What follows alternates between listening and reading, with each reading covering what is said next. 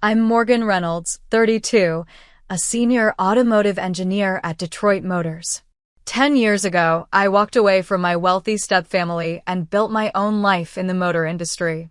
Last month, I reluctantly flew home for my half-brother Jake's wedding, thinking we could all be adults for one weekend. I never expected his wedding would become the battlefield where years of family tension would explode around a $600 million merger deal. Looking back, I should have known better than to help set those tables. If you're watching this, drop a comment letting me know where you're viewing from. Hit that like button and subscribe to join me for more stories about standing your ground when it matters most. I grew up in a small town outside Detroit, raised by my dad, Frank Reynolds, who owned Reynolds Auto Shop. My earliest memories are of sitting on a stool in his garage, watching him work, the smell of motor oil and metal permanently embedded in my senses. By 12, I could diagnose engine problems by sound alone. Dad called me his little engineer and taught me everything he knew about cars. He was so proud when I took apart and rebuilt my first transmission at 14. We were never rich, but we were happy in our little two-bedroom house. Mom had left when I was 3, something about needing to find herself. She'd send birthday cards sporadically, but Dad was my world. He worked 12-hour days to make sure I had everything I needed, especially after I showed interest in science and mathematics. "Your brain's gonna take you places my hands never could," he'd say. Then, when I was 16, Dad had a massive heart attack at the shop. By the time the ambulance arrived, he was gone. Just like that, I lost my father, my mentor, and my security. I was devastated but had no time to fully grieve. The shop was in debt, and I had bills to pay. So I convinced the courts to grant me special working papers and took over managing the shop while finishing high school. The regular customers trusted me because they'd seen me work alongside Dad for years. 2 years later, my absent mother, Diane, reappeared in my life, married to Richard Bradford, CEO of Bradford Industries, a major automotive parts supplier worth billions. Suddenly, my mother was living in a mansion, wearing designer clothes and acting like she'd always been part of high society. She wanted me to join this new family, sell Dad's shop, and move into their estate in Bloomfield Hills. "You could attend any college you want, Morgan. Richard would pay for everything," she'd promised. But Richard Bradford came with his own children. Jake, 2 years younger than me, who was being groomed to take over the company someday, and Amanda, his princess, the same age as me but with every advantage I'd never had. From our first meeting, it was clear that neither welcomed an interloper from their father's new wife's previous life. Victoria Bradford, Richard's ex-wife and mother to Jake and Amanda, maintained significant influence in their lives and the company despite the divorce. She held a position as Chief Strategy Officer at Bradford Industries and lived in a separate wing of the estate. The arrangement was bizarre to me, but apparently common in wealthy circles where business interests trump personal feelings. Victoria took one look at my work boots and calloused hands and decided I didn't belong. "Diane, darling, perhaps we should arrange for Morgan to see my stylist," she'd suggested during our first dinner together, not even addressing me directly. "Those nails have seen better days." I never moved into their estate. Instead, I sold Dad's shop and used every penny to put myself through engineering school at Michigan Tech. I refused Richard's offers of financial help or company internships. I wanted to make it on my own merits, not family connections. For years of scholarships, student loans, and part-time work later, I graduated with honors and landed a job at Detroit Motors, one of the largest automotive manufacturers in the country. Over the next decade, I worked my way up from junior designer to senior engineer, specializing in powertrain systems. I developed 2 patented engine efficiency technologies and led a team designing electric vehicle platforms. My career flourished, but my relationship with the Bradford family withered. I'd see my mother a few times a year, usually meeting for lunch halfway between my apartment in Detroit and their estate. She'd spend most of our time together talking about Jake's accomplishments at Bradford Industries or Amanda's social connections. She rarely asked about my work, and when I tried to explain my projects, her eyes would glaze over. "That's nice, honey," she'd say, then change the subject to the latest Bradford charity gala. As for Richard, Amanda, and Jake, I barely saw them. Richard would send generic birthday cards with hefty checks I never cashed. Amanda didn't bother acknowledging my existence unless forced to at the rare family gathering I attended. Jake was slightly more cordial, occasionally sending an email when he had a technical question he thought I might answer. Victoria remained the gatekeeper of the Bradford family, and it was clear she considered me an unfortunate reminder of Richard's wife's common past. To her, I would always be the grease monkey who didn't know her place. So when the invitation to Jake's wedding arrived, I almost threw it away. Jake was marrying Claire Winston, daughter of a prominent land developer. I hadn't even known he was engaged, but my mother called, begging me to attend. "Please, Morgan. It would mean so much to me to have both my children at the wedding," she pleaded. "Jake specifically asked for you to be there." That surprised me enough to reconsider. Maybe Jake had matured. Maybe after 10 years, I could spend one weekend with the Bradfords without feeling like an outsider. I requested time off work, booked a flight, and packed my best dress. Looking back, I was naive to think anything would have changed. The Bradford estate hadn't changed in the decade since I'd last visited. The sprawling mansion still dominated the hillside, surrounded by perfectly manicured lawns and gardens. My Uber driver whistled as we approached the gate. "Some people really live like this, huh?" he said, pulling up to the entrance. "They sure do," I replied, tipping him generously before retrieving my modest suitcase. A uniformed staff member appeared as if from nowhere, reaching for my bag. "I've got it, thanks," I said, slinging my duffel over my shoulder. I'd packed light, planning to stay only for the mandatory 3 days of wedding festivities. Victoria was the first person I encountered in the grand foyer, directing staff about flower arrangements. She looked me up and down, her eyes lingering on my simple travel outfit of jeans and a button-down shirt. "Morgan, you arrived." Not a question, not a welcome. Just a statement of fact. "Diane mentioned you'd be joining us. Gerald will show you to your room." No hug, no "how was your flight?" no "thanks for coming." Just immediate dismissal. "Nice to see you too, Victoria," I replied, forcing a smile. She turned to the nearest staff member. "The East Wing guest room. The blue one." Then she was back to her flowers, conversation over. The blue room turned out to be the smallest guest room, tucked away in the farthest corner of the East Wing, practically in another zip code from the family bedrooms. The message was clear. I might be allowed to attend, but I wasn't really family. I was unpacking when my mother knocked tentatively on the door. "Morgan, honey, you made it." She hugged me tightly, smelling of expensive perfume and anxiety. "How was your flight? You look thin. Are you eating enough?" "The flight was fine, Mom. And yes, I eat just fine on my engineer's salary," I said, trying to keep the edge out of my voice. "How are you?" "Oh, busy. This wedding has been such a production." Victoria has been an absolute saint, handling so many details. "Did you see the floral arrangements? $20,000 just for flowers. Can you imagine?" I couldn't, actually. $20,000 was what I'd paid to fix the roof on my house last year. "Where's Jake?" "I'd like to congratulate him," I asked. "Oh, he's in meetings with Richard and the Westlake people. Did you hear about the merger? Bradford Industries is merging with Westlake Corporation right after the wedding. $600 million deal. Richard says it's going to revolutionize the automotive supplier industry." I had heard rumors about the merger at work. Westlake was known for aggressive acquisition tactics and cutting corners on quality. Meetings during his wedding weekend? That seems intense. Mom waved dismissively. "Business doesn't stop for personal events, Morgan. You know that." "Oh!" "I need to check on the welcome bags for the guests. Dinner's at 7 in the main dining room." business casual. And just like that, she was gone, leaving behind the familiar feeling that I was an afterthought in her new life.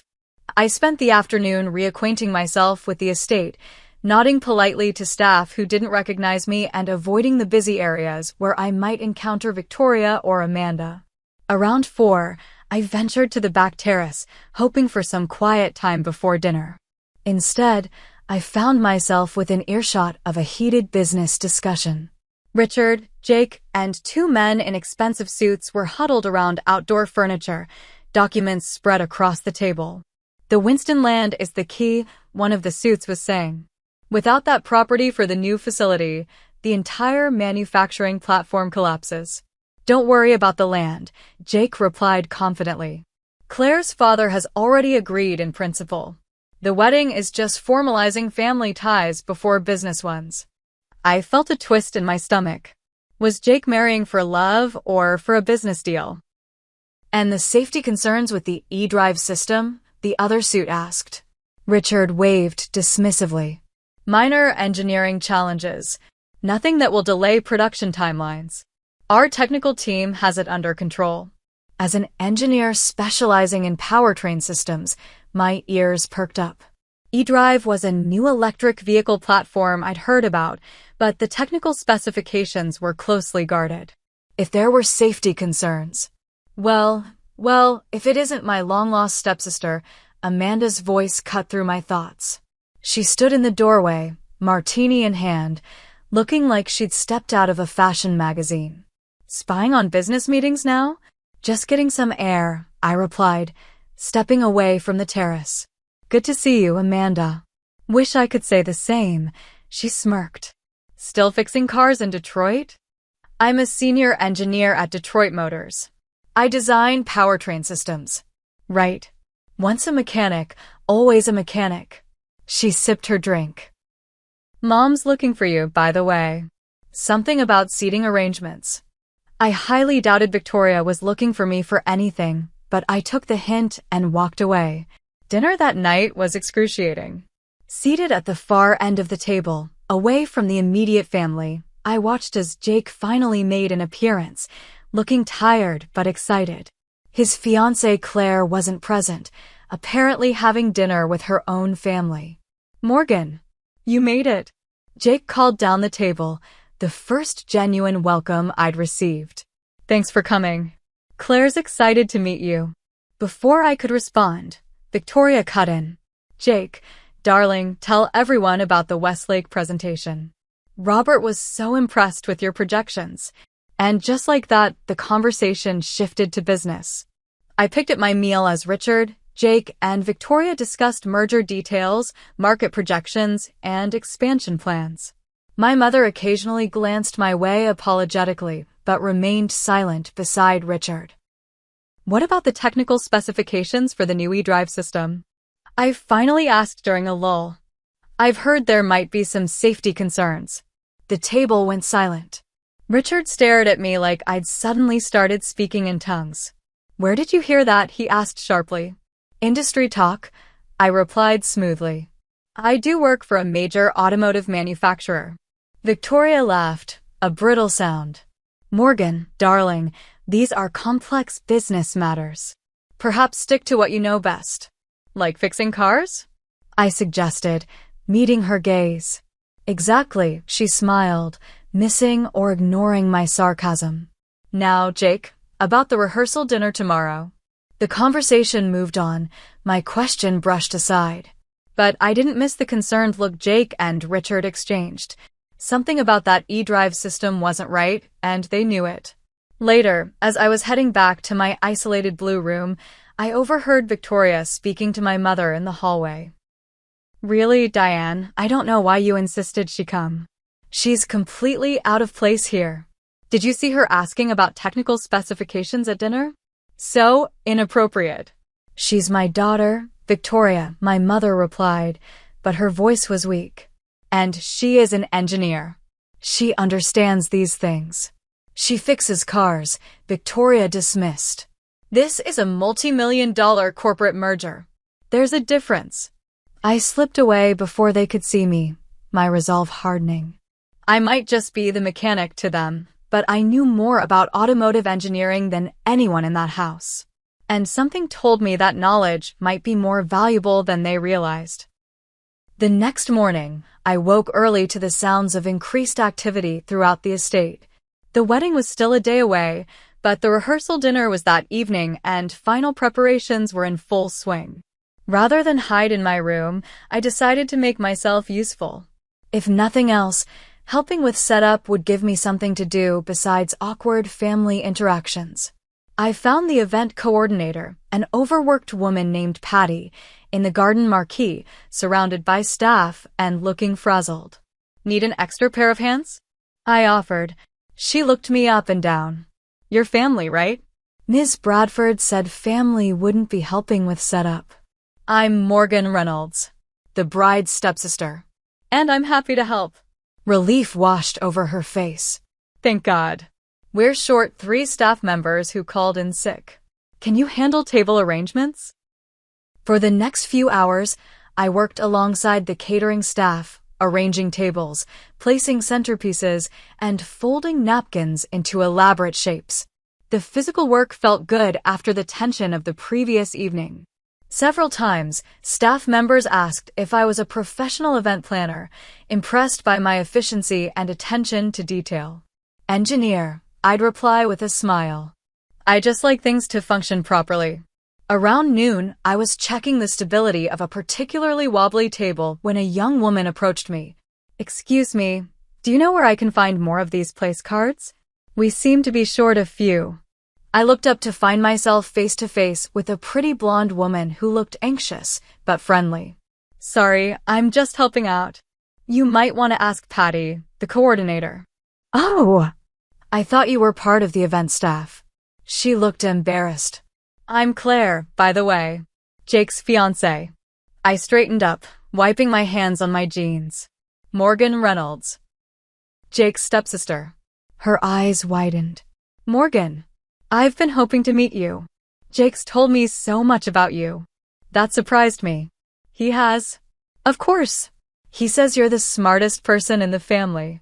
A brilliant engineer who wouldn't let anyone hand her success. Claire smiled genuinely. I've been nervous about meeting everyone, to be honest. The Bradfords are intimidating. Tell me about it, I laughed. And I'm only an honorary Bradford at best. Would you like to grab lunch? I could use a break from all this wedding madness. We found a quiet spot in the kitchen garden, away from the bustle, and shared sandwiches prepared by the house chef. Claire turned out to be surprisingly down-to-earth for someone marrying into the Bradford fortune. My family has money, she explained, but nothing like this.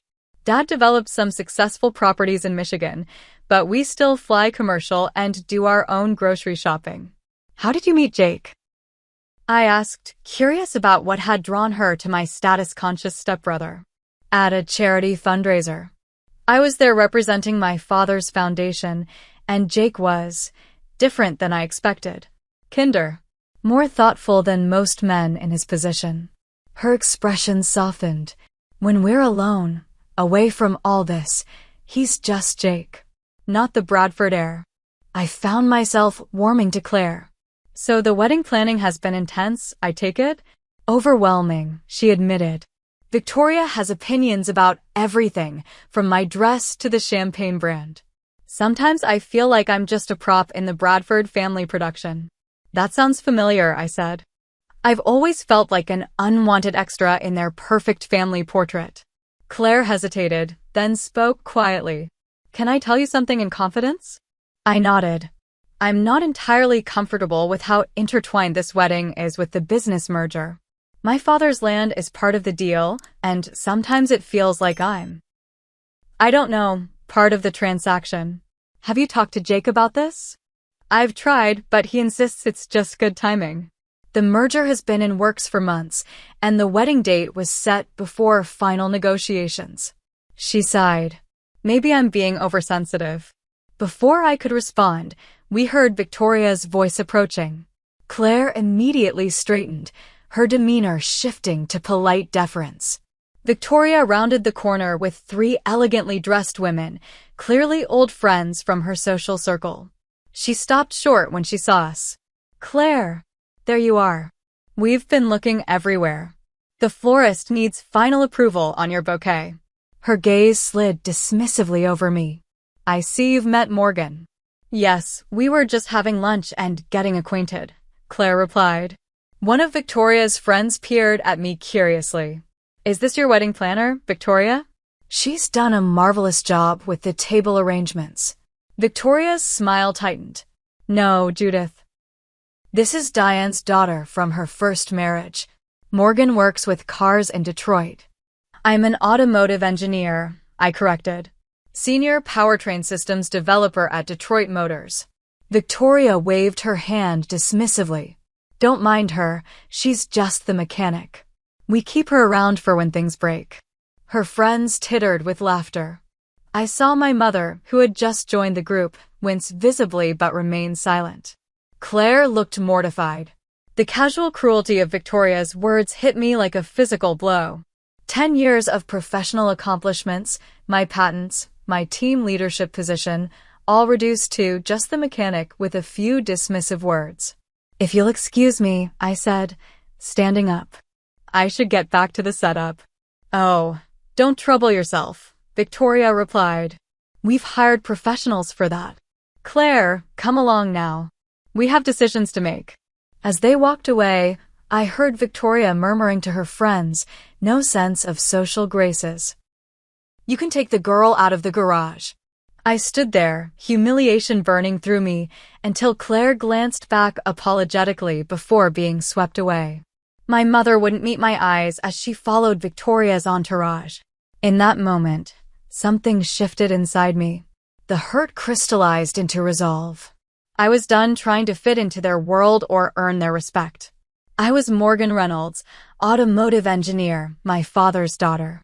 And if they wanted to dismiss me as just the mechanic, they were about to learn how dangerous it could be to underestimate someone who understood how things worked.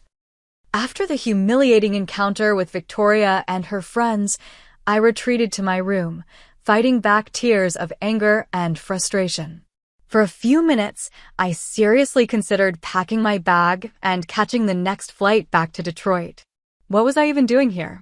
Clearly, a decade of professional accomplishments meant nothing to these people. But leaving felt too much like letting Victoria win. I was here for Jake's wedding, not for Victoria's approval. I would stay, maintain my dignity, and then return to my real life where I was respected for my abilities. I decided to find the wedding itinerary to see what events I was obligated to attend and what I could reasonably skip. Mom had mentioned something about a folder of information in the family study, so I made my way there, hoping to avoid running into anyone. The Bradford family study was an impressive room lined with leather-bound books that probably never got read and expensive art selected by interior decorators. I located a stack of wedding folders on the desk, each labeled with a guest's name. Mine was at the bottom, of course. As I reached for it, I noticed a partially open laptop and several folders marked Confidential, Westlake Merger, Final Specifications. Next to them lay technical drawings of what appeared to be a new electric vehicle platform, the eDrive system I'd heard mentioned. I hesitated. These were clearly private business documents. But my engineering curiosity got the better of me, especially after hearing about potential safety concerns. I glanced at the door, then quickly leafed through the technical specifications. What I saw made my blood run cold. The eDrive system had a fundamental design flaw in its battery cooling system. Under certain conditions, particularly rapid charging followed by high-speed operation, the batteries could overheat catastrophically. We're talking potential fires, explosions, and serious injuries or deaths. Worse, it appeared Bradford Industries was aware of the problem. Notes in the margins indicated post-merger optimization required and defer redesign to Q3 next year. They were planning to finalize the merger with these known flaws and deal with them later, potentially after production had already begun. As an engineer, I was appalled. This wasn't a minor issue that could be fixed with a software update. This was a fundamental architectural flaw that required a complete redesign of the cooling system. Rushing this to market would be criminally negligent. I quickly took photos of the key documents with my phone, my hands shaking slightly. As I was replacing the files, I noticed another folder labeled Merger Correspondence. Inside were emails between Richard, Victoria, and various executives. One email from Victoria to Richard caught my eye. Regarding Morgan Reynolds' attendance at the wedding, I've made it clear to all partners that she is not to be included in any business discussions despite her automotive background. Her presence is a courtesy to Diane only. Keep her away from Westlake executives. She lacks the discretion and refinement necessary for these delicate negotiations. Another email, dated just 2 weeks ago. Winston land acquisition is contingent on marriage proceeding as planned. Claire remains uncertain about timeline. Jake must finalize by this weekend. Merger documentation prepared for signing Sunday morning before they depart for honeymoon. I felt sick. It seemed Claire's instincts were correct. Her marriage was indeed part of the business transaction. And Victoria had been actively working to exclude me from any involvement, despite, or perhaps because of, my relevant expertise. As I continued searching, I discovered something even more disturbing. The merger agreement included legal language that would effectively shield Bradford Industries from liability for any existing design limitations once the companies merged. They were creating a corporate structure that would make it nearly impossible to hold anyone accountable for the cooling system flaw. I was so absorbed in the documents that I almost didn't hear the approaching footsteps. I quickly replaced the folders, grabbed my wedding itinerary, and was pretending to read it when Richard entered the study. "Morgan," he said, clearly surprised to see me there. "What are you doing?" I held up the wedding folder. "Just looking for my schedule. Mom said the information would be in here." He eyed the desk, visibly checking if anything was disturbed. "Find everything you needed?" "Yes, thanks. Lots of activities planned." He nodded, still watching me carefully. "Your mother mentioned you were helping with setup earlier." "That's unnecessary. We have staff for that." "I don't mind helping. Keeps me busy." "Yes, well." He cleared his throat. "Morgan, I know we haven't always been close, but I want you to know I've followed your career with interest. Your work at Detroit Motors is quite impressive." The compliment surprised me. "Thank you, Richard. In fact, after the merger, we'll be expanding our engineering division. Someone with your expertise would be an asset to Bradford Westlake." Was he offering me a job? After 10 years of minimal contact? "I'm happy at Detroit Motors," I replied cautiously. "Think about it. Family should work together when possible." He smiled, but it didn't reach his eyes. "Now, if you'll excuse me, I have some work to finish before the rehearsal dinner." As I left the study, my mind was racing. Richard's sudden interest in my career couldn't be coincidence. Did he suspect I'd seen the technical specifications? Was the job offer an attempt to buy my silence? Back in my room, I reviewed the photos I'd taken, analyzing the cooling system design in detail.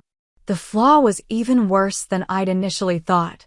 Under certain conditions, thermal runaway could cause catastrophic battery failure within minutes, with no warning to the driver. I was facing a serious ethical dilemma. Exposing what I knew would undoubtedly destroy my relationship with the Bradford family, tenuous as it was. My mother would be devastated. Jake's wedding would be ruined. But saying nothing could potentially put lives at risk once these vehicles hit the market. I decided to approach Richard privately after the rehearsal dinner. Despite our differences, I had to believe he wouldn't knowingly endanger people for profit.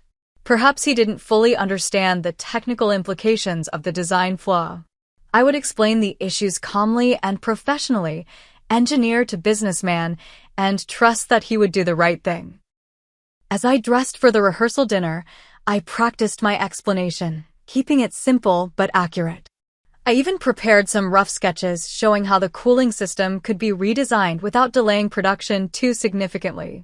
I was going to give Richard the chance to be the hero of the story, to fix the problem before anyone got hurt and before any merger documents were signed. It was the right thing to do, both ethically and professionally. I just hoped he would see it that way too. The rehearsal dinner was held in the estate's formal garden, with strings of lights hanging from the trees and champagne flowing freely. I stayed in the background, watching as Jake and Claire went through the motions of celebrating their upcoming marriage while Victoria flitted between business associates and wedding guests, perfectly blending social niceties with strategic networking. Claire caught my eye across the garden and gave me a small smile. She looked beautiful but tense, nothing like the relaxed woman I'd shared lunch with earlier. Jake kept his arm around her waist possessively, guiding her from group to group like a prized acquisition. I waited patiently for an opportunity to speak with Richard privately. It came later in the evening, as guests were beginning to leave, and he stepped away to take a phone call near the garden's edge. Richard, I approached as he ended his call. Do you have a moment? There's something important I need to discuss with you. He checked his watch. Can it wait until tomorrow, Morgan? It's been a long day. It's about the e-drive system in the merger documents, I said quietly. His expression instantly sharpened. What did you say? I saw the technical specifications in the study, I admitted. The cooling system has a critical flaw that could cause catastrophic battery failure. It needs to be redesigned before production. Richard's face hardened. You had no right to look at those documents. I know, and I apologize for that, but the safety issue is real. Look, I pulled out my phone and showed him my analysis. Under these specific conditions, the batteries will overheat within minutes. There's no failsafe. This could kill people, Richard. He stared at my calculations for a long moment. How many people have you shown this to? No one. I came directly to you. This can be fixed before the merger finalizes. Put your phone away, he hissed, glancing around to ensure no one was watching us. This is proprietary information. You could be sued for corporate espionage. I'm not trying to cause problems, I insisted. I'm trying to prevent them. This design is dangerous. You don't understand the complexities of bringing a product to market, Richard replied dismissively. Every new technology has optimizations that happen post-launch. This isn't an optimization issue. It's a fundamental design flaw that could lead to vehicle fires or explosions. People could die. Your concerns are exaggerated. Our engineering team has already. What concerns? Victoria's voice cut through our conversation as she appeared beside Richard. She was smiling for the benefit of nearby guests, but her eyes were cold. Richard, Jake is looking for you. The Westlakes have some questions about tomorrow's schedule. Morgan was just leaving, Richard said firmly. I stood my ground. Victoria, the e-drive system in the merger has a serious safety issue that needs to be addressed before any agreements are signed. Victoria's smile didn't waver, but her voice dropped to a dangerous whisper. I don't know how you accessed private company information, but this conversation is over. This is Jake's wedding weekend, and you will not disrupt it with unfounded allegations. They're not unfounded. I can prove the design flaw exists. You're a glorified car mechanic trying to insert yourself into matters beyond your expertise, Victoria hissed. This merger represents years of strategic planning, billions in shareholder value, hundreds of jobs. I will not let you jeopardize that with amateur analysis. I felt a presence beside me and turned to see Jake had joined us, his expression concerned. Everything okay here? Your stepsister seems to think she's qualified to critique the e-drive system, Victoria told him. Apparently helping with table arrangements wasn't enough involvement for her. Jake looked between us uncomfortably. Morgan, this isn't really the time or place. Jake, you know I'm a powertrain systems engineer. This is literally my area of expertise.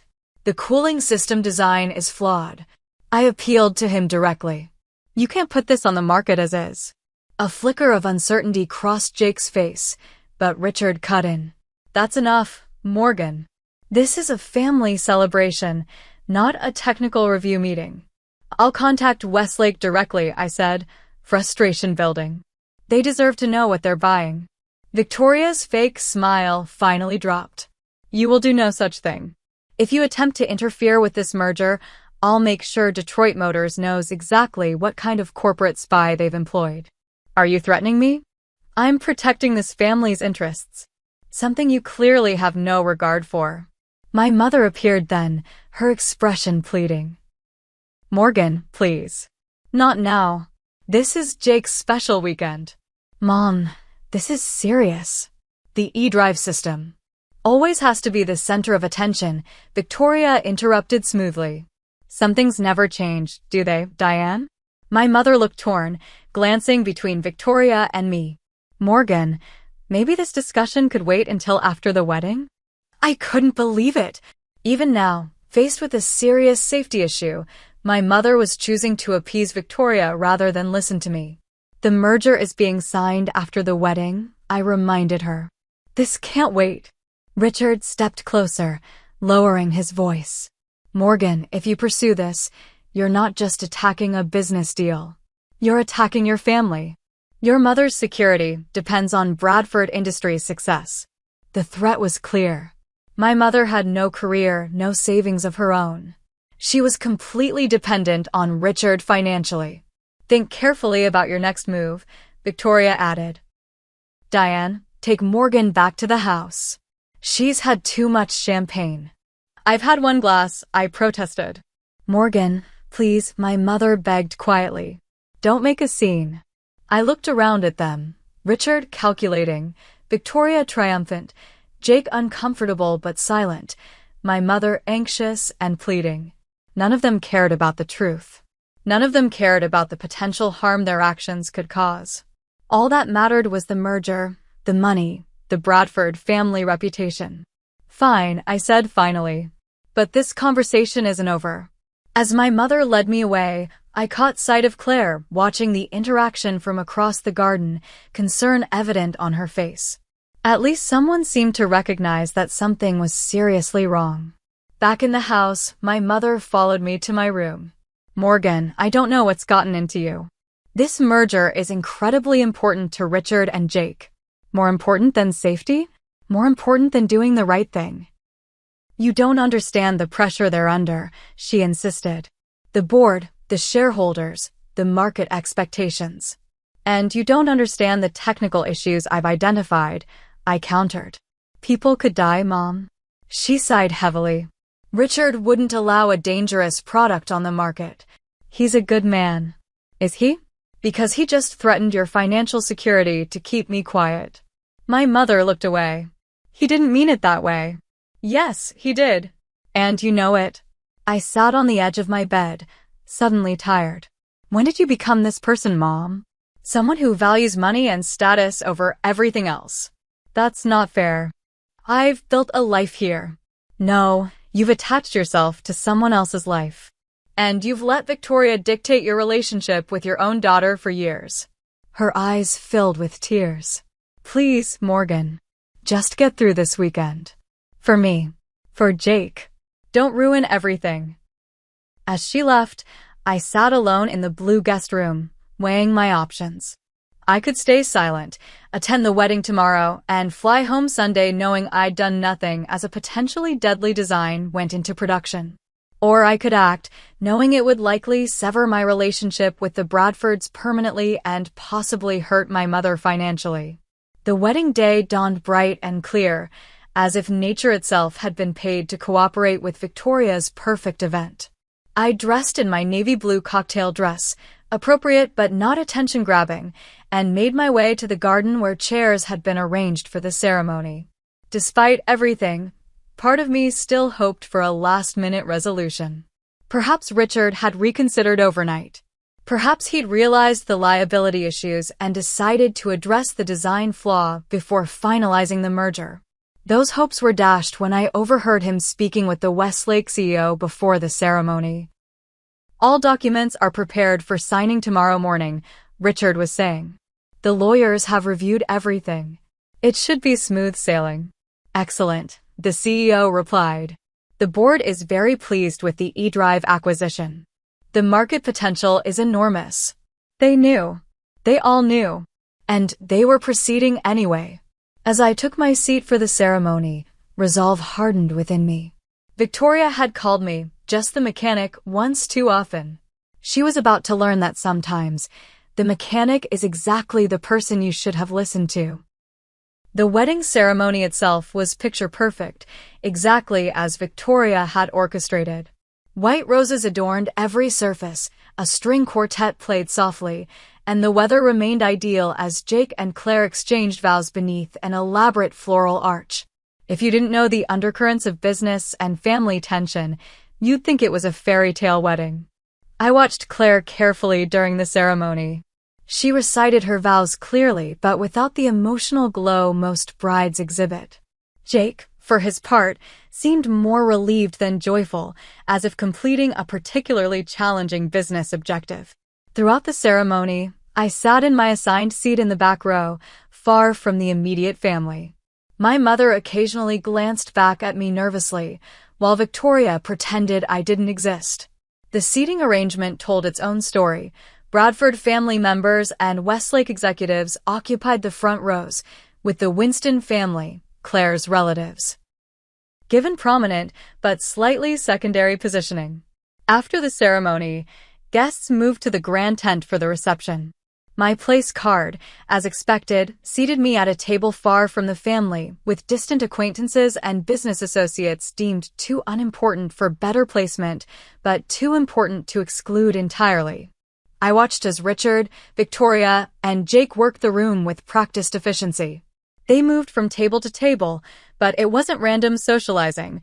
They were systematically engaging with Westlake executives and board members, cementing relationships and discussing business even at this supposedly personal celebration.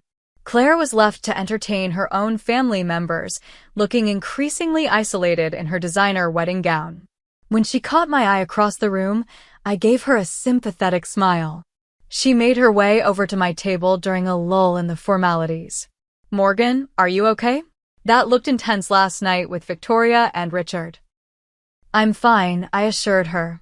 "But I'm worried about some business decisions they're making." She lowered her voice. Jake was upset afterward. He wouldn't tell me details, but he said you'd raised concerns about the e-drive system. I did. There's a serious safety issue they're ignoring. Claire looked troubled. Jake respects your technical knowledge. He's mentioned it before. But he's under tremendous pressure from his father and Victoria. I understand pressure, but this is about doing the right thing. "What are you going to do?" she asked. Before I could answer, Victoria materialized beside us, champagne flute in hand. "Claire, darling, your father is looking for you. Something about a toast he wants to make." Claire hesitated, then squeezed my hand before departing. Victoria remained, studying me with cold calculation. "I hope you're enjoying the celebration, Morgan. So kind of you to join us, despite your professional commitments." "It's a beautiful wedding," I replied neutrally. "Claire seems lovely." "She is. Perfect for Jake and for Bradford Industries." Victoria sipped her champagne. "You know, Morgan, life is so much easier when people understand their proper roles. Claire understands hers. I do wish you'd learn yours." "And what role would that be, Victoria?" "The distant stepsister who visits occasionally and doesn't interfere with family business." She smiled thinly. "Now, if you'll excuse me, I need to introduce the Westlake CEO to some of our investors." As she walked away, I noticed several Westlake executives gathered near the bar, including CEO Howard Westlake himself. This was my opportunity. I straightened my dress, took a deep breath, and approached them with confidence. "Mr. Westlake," I said, extending my hand. "I'm Morgan Reynolds, Senior Powertrain Systems Engineer at Detroit Motors." He shook my hand, looking slightly confused. "Ms. Reynolds, are you a friend of the bride?" "I'm Jake's stepsister, actually. But I specialize in electric vehicle systems, particularly battery thermal management." I spoke clearly and professionally, the way I would at any industry conference. "I understand the eDrive platform is central to your merger with Bradford Industries." His interest visibly increased. "It is indeed. A revolutionary technology, from what our technical team tells me. The concept is promising, I agreed, choosing my words carefully. The integration of power delivery and thermal management is particularly innovative. You're familiar with the design? He asked, eyebrows raising. I've reviewed similar approaches in my work. The challenge is always balancing power density with thermal stability, especially in rapid charging scenarios. Howard nodded thoughtfully. That's been a focus of discussion. The Bradford team assures us they've solved those challenges. Have they discussed their cooling system architecture with you? Particularly the isolation between the primary and secondary cooling loops. A slight frown crossed his face. In general terms, yes. Why do you ask? I'd be interested to hear how they're handling thermal expansion during rapid discharge cycles. In my experience, that's where similar designs have encountered issues. Another Westlake executive joined the conversation. That's actually come up in our technical review. The Bradford team suggested it was a non-issue with their proprietary architecture. I smiled professionally. Perhaps they've developed something revolutionary. Though in my experience, the laws of thermodynamics tend to be rather inflexible. Out of the corner of my eye, I saw Victoria notice our conversation. Her face paled as she registered who I was speaking with. She began moving toward us with alarming speed, Richard in tow. Morgan. Victoria's voice was artificially bright as she approached. I see you've met Howard. Howard, I hope Morgan isn't boring you with technical details on Jake's special day. Howard looked between us, sensing the tension. Not at all. Ms. Reynolds was sharing some interesting perspectives on electric vehicle thermal management. How delightful, Victoria said through a frozen smile. Morgan has always been enthusiastic about cars. She's just the mechanic in our family. We keep her around for when things break. The dismissive joke fell flat. Howard's expression cooled noticeably. Ms. Reynolds indicated she's a senior engineer at Detroit Motors, specializing in powertrain systems, he said. Hardly, just a mechanic. Victoria's smile tightened. A figure of speech, of course. Morgan, I believe your mother was looking for you. Actually, Howard said, I'd like to continue this conversation. Ms. Reynolds raised some interesting questions about the eDrive cooling system that I'd like to explore further. Richard stepped forward. Perhaps we could schedule a technical discussion after the wedding festivities, Howard. This hardly seems the appropriate venue. On the contrary, Howard replied, given that we're signing merger documents tomorrow morning, this seems exactly the right time to address any technical concerns. He turned to me. Ms. Reynolds, would you mind being more specific about your questions? This was my moment. I could see Victoria and Richard exchanging panicked glances, but they couldn't stop me without creating exactly the scene they were trying to avoid. I'd be happy to, I said calmly. The current eDrive design uses a cascading cooling system that's inadequate for the battery configuration. Under rapid charging followed by high acceleration, the primary cooling loop will experience catastrophic failure within approximately 7 minutes. Howard's expression grew serious. Are you certain of this? I've analyzed the thermal dynamics. The failure point is mathematically inevitable unless the entire cooling architecture is redesigned. Richard attempted to intervene. Morgan is speculating based on incomplete information. Actually, I interrupted. I reviewed the complete technical specifications yesterday. The design flaw is documented in your own materials, flagged for post-merger optimization, which I believe translates to fix it after the deal is done. The atmosphere had changed dramatically. Several other Westlake executives had gathered around us, and I could see Jake approaching with concern on his face. Howard, Richard said urgently, I assure you any technical concerns will be addressed. I'd like to see this analysis, Howard cut in. If what Ms. Reynolds is suggesting is accurate, we have a serious problem. Victoria was livid but maintaining a brittle social veneer.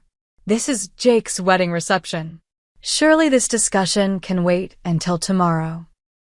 A discussion about a potentially fatal design flaw in the centerpiece technology of a $600 million merger? Howard replied coolly. No, Victoria, I don't believe it can wait. Jake had reached us now with Claire close behind.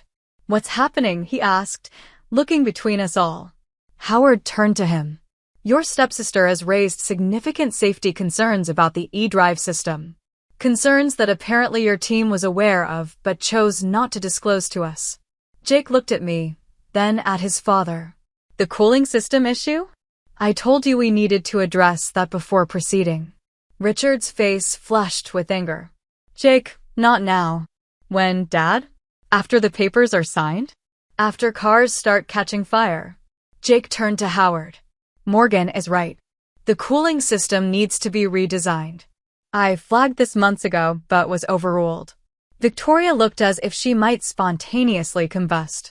Jake, this is your wedding day. Your future with this company is meaningless if we knowingly release an unsafe product, Jake finished firmly. I was shocked. I hadn't expected Jake to back me up, especially not publicly in the middle of his own wedding reception. Howard Westlake surveyed the family drama unfolding before him with growing concern. I think we need to pause here. Clearly, there are internal issues at Bradford Industries that need to be resolved before we proceed with any merger. He turned to me. Ms. Reynolds, would you be willing to walk our technical team through your concerns in detail? Of course, I replied. Howard, please, Victoria attempted, her social mask cracking.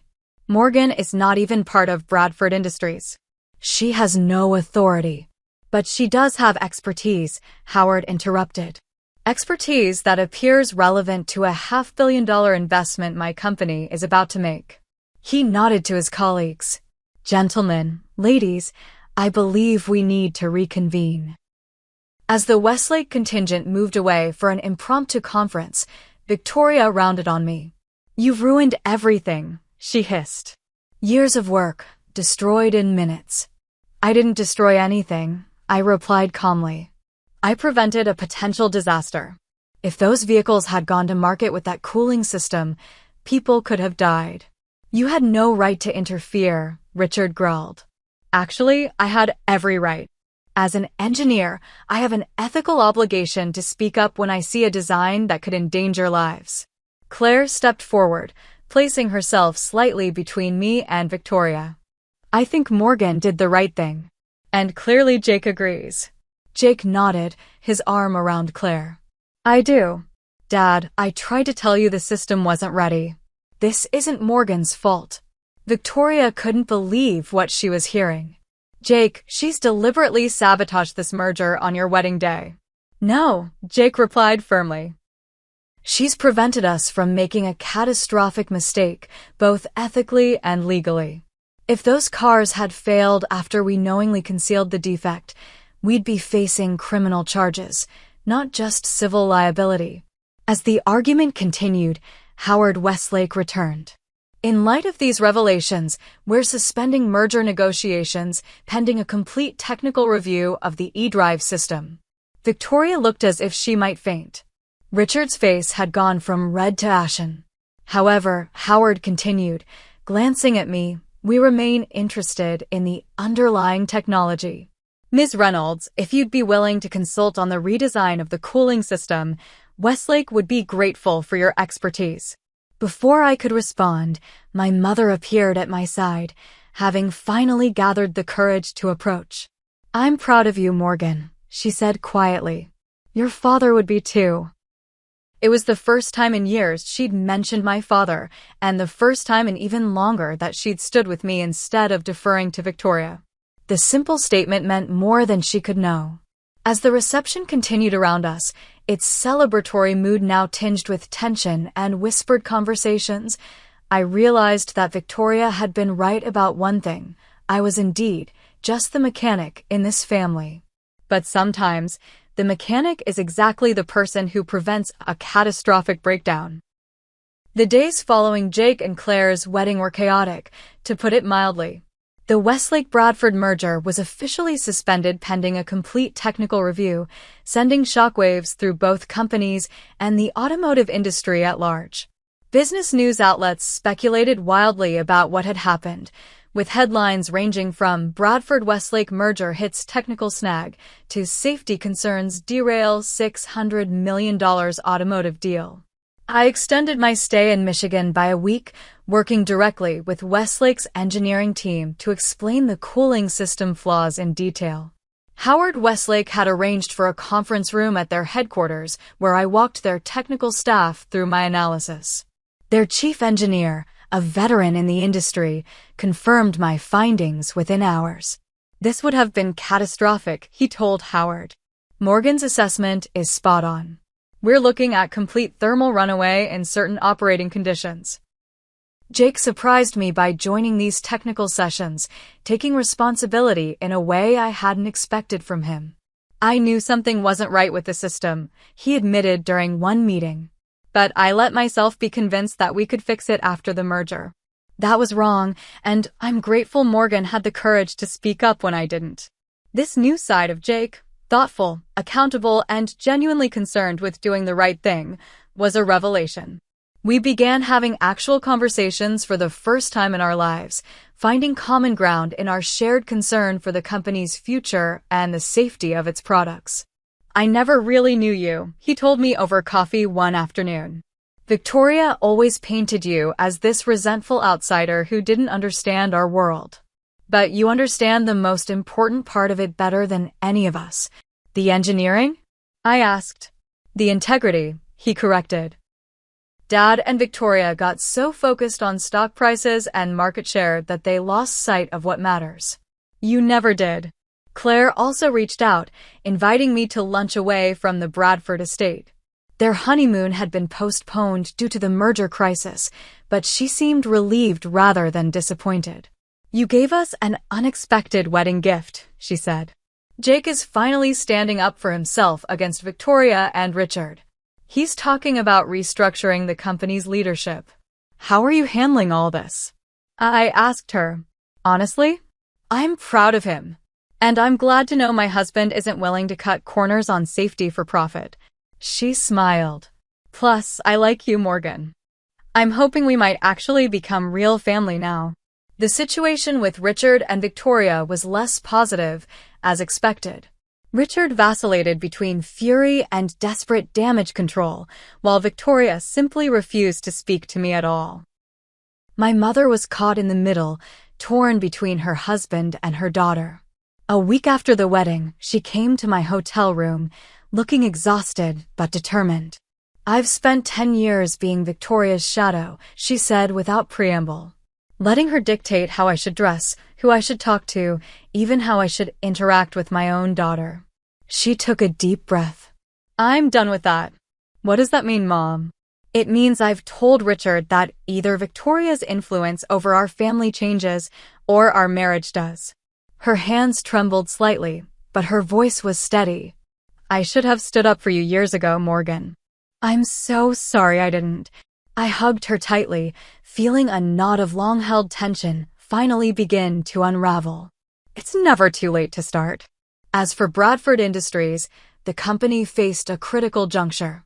With the merger suspended and serious questions raised about its technical oversight, stock prices plummeted. Richard was facing pressure from the board to step down, and rumors swirled about potential shareholder lawsuits. Ironically, it was Jake who approached me with a potential solution. We need to completely redesign the eDrive cooling system, he said. But our engineering team doesn't have the expertise to do it quickly enough to save the company. Would you consider consulting on the project? You want me to help save Bradford Industries? I asked incredulously. After everything that's happened? I'm not asking for Victoria or my father, Jake clarified. I'm asking for the hundreds of employees who had nothing to do with this decision. And I'm asking because you're the best person for the job. I thought about it carefully. Part of me wanted nothing more to do with Bradford Industries and its toxic family dynamics. But another part, the engineer, the problem solver, was already mentally redesigning that cooling system. I'll consult, I finally agreed. But I won't become a Bradford employee. I'll work through Detroit Motors as an external contractor. Jake nodded. That's fair. And Morgan? Thank you. Over the next month, I split my time between Detroit Motors and Bradford Industries, leading a team to completely rebuild the eDrive cooling architecture. The new design incorporated redundant safety systems and fail-safes that would prevent catastrophic failures even under extreme conditions. Howard Westlake remained interested in the technology, visiting several times to review our progress. Once we're confident in the safety systems, he told me, we'd be open to revisiting partnership discussions, though perhaps not a full merger. Richard, facing the reality that his company's survival now depended on the stepdaughter he'd dismissed for years, swallowed his pride and largely stayed out of my way. Victoria was less adaptable, making her displeasure known whenever our paths crossed. "Enjoying your moment of triumph?" she asked acidly when she encountered me in the Bradford Industries lobby one afternoon. "This isn't about triumph, Victoria. It's about fixing a dangerous design before anyone gets hurt." "So noble," she scoffed. "Don't think this changes anything. You'll always be the mechanic's daughter playing at being an executive." I smiled. "You know what, Victoria?